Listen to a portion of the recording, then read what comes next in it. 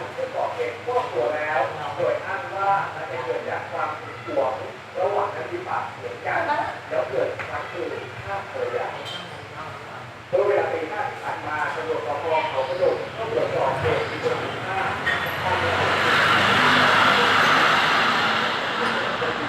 ที่เกิดเหตุเป็นบ้านคนเดียวพบศพหญิงอายุ26 ปี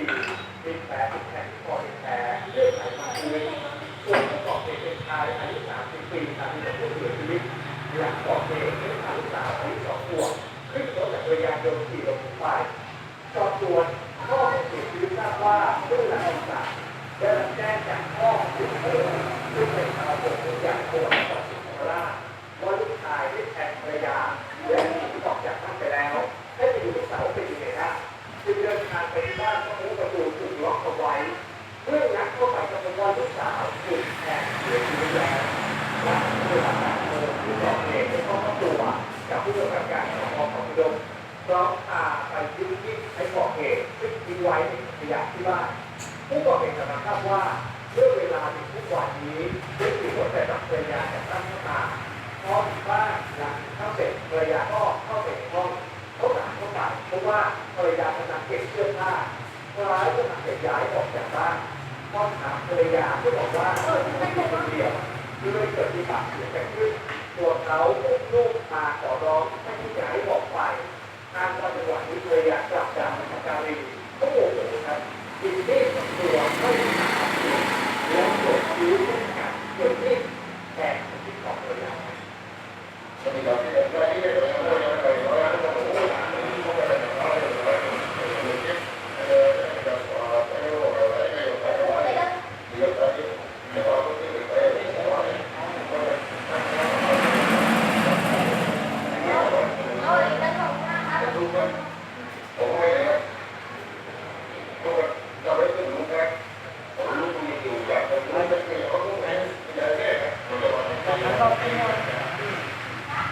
ผู้ก่อเหตุบอกด้วยนะครับว่าหลังเกิดเหตุด้วยความตกใจเลยอุ้มลูกอยู่รถจักรยานยนต์ไปหาพี่ชายที่บ้านซึ่งอยู่ห่างออกไปไม่ไกล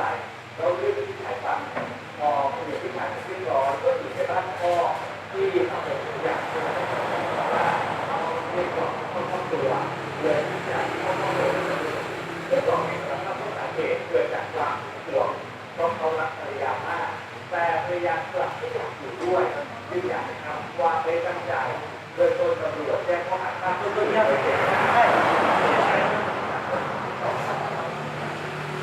โดยเหตุมีผลนะคะเมื่อเดือนที่ผ่านมาค่ะมีเหตุหนุ่มเจ้าของร้านข้าวของนะคะเป็นภรรยาเสียชีวิตค่ะที่นอนพร้อมกับแม่ยายแล้วก็ลูกสาววัย4 ขวบค่ะหลังจากก่อเหตุได้ประมาณ1 ชั่วโมงตำรวจก็ไปรวบรวมไว้ได้ทันนะคะและก็สารภาพว่าทำไปเนี่ยมันก็หึงหวงระแวงว่าภรรยาจะทำใจผู้ชายอื่นค่ะขณะที่ล่าสุดนะคะทางตำรวจออกมาคัดการประกันต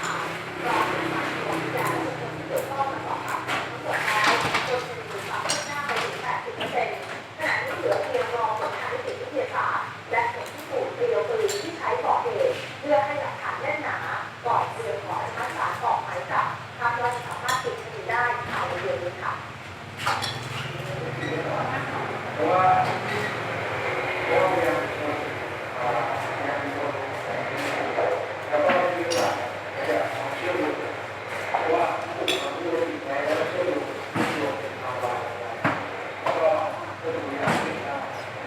ล่าสุด นี่นะคะการสืบสวนของตำรวจพบว่าช่วงก่อนหน้าข่าวว่าที่มีการหายตัวไปได้พบหากับผู้บริหารโรงเรียนแห่งหนึ่งในพื้นที่อำเภอตาพระยาจังหวัดสระแก้วแต่ต่อมาเมื่อข่าวสอบถามได้ร่วมกันกับครูโรงเรียนแห่งหนึ่งในพื้นที่อำเภอโคกสูง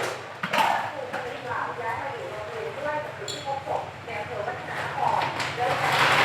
ขออำเภอตาพระยา น้องชายของผู้สื่อข่าวบอกว่าก่อนหน้านี้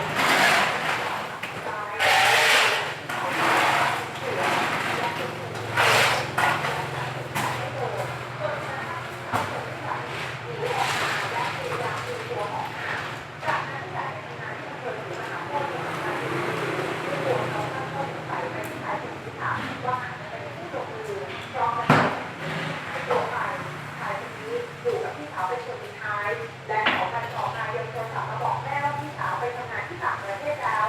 ขณะที่จากการตรวจสอบพบผิดเพราะว่าผู้บริการคนดังกล่าวเคยแจ้งความปืนหายไว้โดยเป็นปืนขนาดเดียวกันกับปืนที่ใช้ก่อเหตุในส่วนระหว่างตรวจสอบที่ได้ค่ะก็เป็นกระบอกเดียวกันหรือไม่พร้อมกับได้ติดตามนำรถที่เคยใช้ในปีดังกล่าวมาตรวจสอบแล้วเช่นกันเพื่อคลายข้อสงสัยว่ารถที่ใช้ในปีดังกล่าวนั้นมีส่วนเกี่ยวข้องกับคดีฆาตกรรมในครั้งนี้ เป็นเวลาหาพยานในทางครอบครัวผู้เสียชีวิตอย่างรอคอยความเป็นธรรมกันอยู่ส่วนข่าวต่อไปผ่านมากว่า13 ปีวันนี้ได้รับความเป็นธรรมแล้วนะครับและผู้สูญเสีย2 คนแยกขี่ที่เป็นคนเดียวกันมีการตกลงเคลียร์ปัญหากันแล้วหลายครั้งแต่ตกลงกันไม่ได้ก่อนที่บริหารจะเกี่ยวกับจักรยานยนต์ไปจับยิงที่ฝ่ายจนบาดเจ็บสาหัสเหลืออีกคดีนาน13 ปีที่แล้วถูกรวบตัวในการกล่าวเกิดขึ้นเมื่อช่วงตี 4 วันที่ 3 พฤษภาคม 2551 ผู้ต้องหากับเพื่อนอีกคนสะกดรอยตามอาริไปสลับแห่งหนึ่งในจังหวัดยะลาเพื่อสบโอกาสก็สู้ยิงอาริจนได้รับบาดเจ็บสาหัสก่อนพากันขี่รถยนต์หนีไปต่อมาตำรวจการจับตัวเพื่อนที่ร่วมก่อเหตุเอาไว้ได้ที่ด่านที่บาดเจ็บในจุดที่บอกแผลเหตุเพราะการใช้หน้าคนร้ายบอกไม่ได้ชัดเจนเหลือเพียงผู้ต้องหาที่เป็นมือยิงหลบหนีไปได้ต่อมาตำรวจสืบสวนจนทราบว่าผู้ต้องหาหลบหนีไปอาศัยอยู่ตามจังหวัดต่างๆจนกระทั่งพบว่าปัจจุบันผู้ต้องหาจริงเป็นดีแดนกรุงเทพ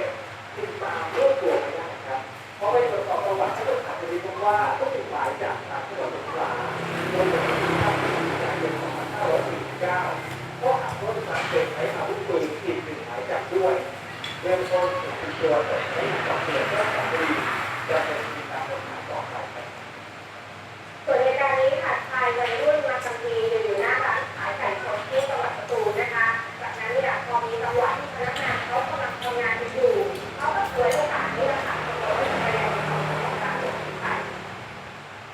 ทางกล้องวงจรปิดเผยว่ามีรถจักรยานยนต์คันหนึ่งนะคะจอดอยู่บนทางเท้าหน้าร้านค้าระหว่างนั้นค่ะมีผู้ชายเดินมาอยู่ใกล้ๆรถจักรยานยนต์ขณะที่ร้านก็มีพนักงานกำลังทำงานอยู่นะคะเหตุการณ์นี้เกิดขึ้นเมื่อเช้าที่ผ่านมาค่ะ6 โมงครึ่งทางตำรวจสพเมืองสตูลนะคะก็ได้รับแจ้งว่ามีรถจักรยานยนต์หายไปจึงได้เดินทางไปตรวจสอบที่ร้านค้าที่อยู่ริมถนนสตูลธานีอำเภอเมืองสตูลร้านขายไก่สดนะคะก็ทราบว่าก่อนเกิดเหตุมีชายวัยรุ่นมาดูข้างร้านในวง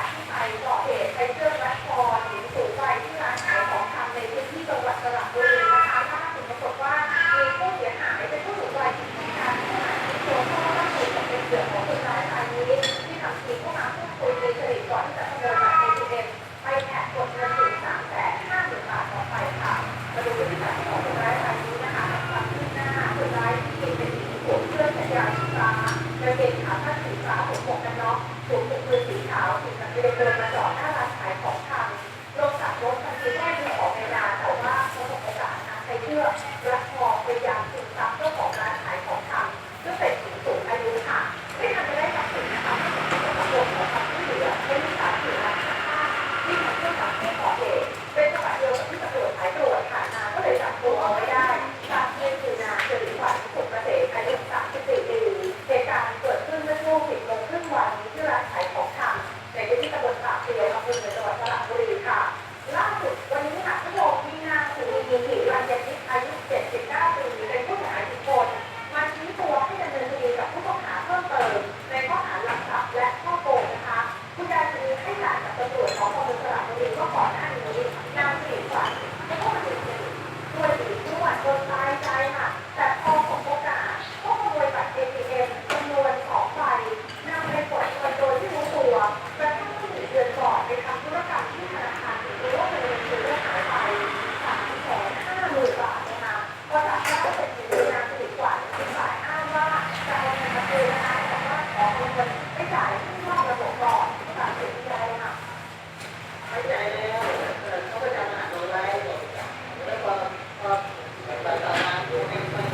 เราช่วยเลยแล้วก็รู้ว่าเป็นคนเลือกเอาไว้เราก็ยังไม่รู้อีกเพราะเราไม่ได้ใช้เงินนะทีนี้ก่อนจะรู้ว่ามีเราจะเอาเงินไปเช่าเขาไปกดวันที่6พอวันที่11เราจะไปเช่าเงินในบัญชีหายหมดเลยเดือนไปวันนั้นครั้งแรกเลย200,000นี่แบบความสูงที่100,000ที่บัตรด้วยกันคู่กัน2 ใบแล้วอ่านเดียวกันจัด2 ครั้งอ่ะกด2 เที่ยว350,000เบื้องต้นตำรวจดำเนินคดีกับนางสิริขวัญในข้อหาพยายามชิงทรัพย์ส่วนข้อหาพยายามฆ่านายสังหารยังไม่เพียงพอนะคะในเรื่องรัดคอเจ้าของร้านขายของชำอยู่นอกรัศมีกล้องวงจรปิดขณะที่ตำรวจกำลังเร่งหาหลักฐานเพิ่มเติมหากพบก็จะแจ้งข้อหาทันทีค่ะเช่นเดียวกับคดีลักทรัพย์และช่อโกงที่เจ้าหน้าที่จะเร่งรวบรวมพยานหลักฐานให้ครบถ้วนจากนั้นจะมีการดำเนินการทางกฎหมายต่อไปค่ะส่วนข่าวต่อไปเราตามตัวแก๊งคนร้ายบริเวณนักลอบตัดสายเคเบิลทั่วจังหวัดมหาสารคามสารภาพว่าก่อเหตุมาแล้ว18 ครั้งเสียหายกว่า300,000 บาทครับรถวงจรปิดบันทึกภาพขณะที่คนร้ายทันทีเดินมานั่งหน้าร้านค้าริมถนนพอตกจังหวะปลอดคนคนร้ายก็ใช้อุปกรณ์ตัดสายเคเบิลแล้วเกี่ยวลงมาก่อนจะมีเพื่อนทุกคนเดินเข้ามาช่วยลากสายเคเบิลไปที่รถยนต์ที่บ้านแล้วก็เดินมาแล้วก็เกี่ยวสายเคเบิลลงมาในการเกิดขึ้นบริเวณริมถนนสารคามกำมะละสันตำบลตลาดอำเภอเมืองมหาสารคามจังหวัดมหาสารคามพฤติกรรมชัดเจนเลยครับชาย2 คนก็ต้องให้ดึงสายเคเบิลลงมาและเป็นการกำหนดการควบตัวคนร้ายไว้ได้ครับเพราะว่าขณะที่คนร้ายกำลังก่อเหตุมีเสียงสัญญาณเตือนที่ทางบริษัทเจ้าของสายเคเบิลติดตั้งไว้แจ้งเตือนว่ามีการลักลอบตัดเจ้าหน้าที่ของบริษัทจึงรีบแจ้งตำรวจก่อนนำกำลังไปรวบตัวไว้ได้ผู้ต้องหาคือนายเยอรศักดิ์ตันเสรีอายุ 32 ปีและนายกิติพงษ์คงสัมพันธ์อายุ 25 ปีทั้งคู่รับว่าบริเวณก่อเหตุนี้ทั่วเมืองมหาสารคามตั้งแต่เดือนมกราคมที่ผ่านมาเพื่อถึงปัจจุบันรวมทั้งหมด18 คนหลังได้ตัดเคเบิลมาก็จะนำไปให้หนังเดือนจอดจากอายุ40 ปีผู้ร่วมแข่งนำไปเผาพลาสติกที่รุ่นร่วมแข่งด้วยจากนั้นก็นำไปขายที่ร้านรับซื้อของเก่าและราคากิโลกรัมละ145 บาทอ้างว่าไปเพราะผลงานไม่ถึงคนไทยขายไปตลอดเลยครับ